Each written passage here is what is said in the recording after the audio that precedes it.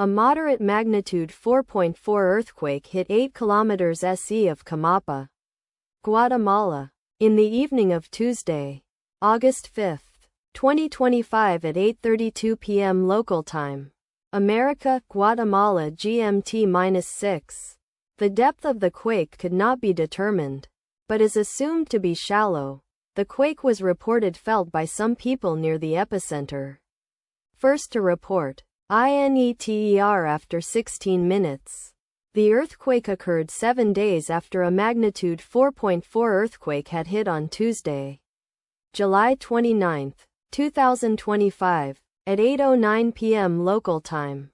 America, El Salvador GMT-6.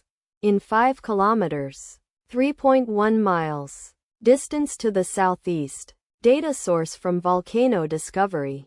Did you feel it? Let us pray. May the earthquake that occurred not affect our brothers and sisters there. May the earthquake not happen again. And may God protect everyone. Amen.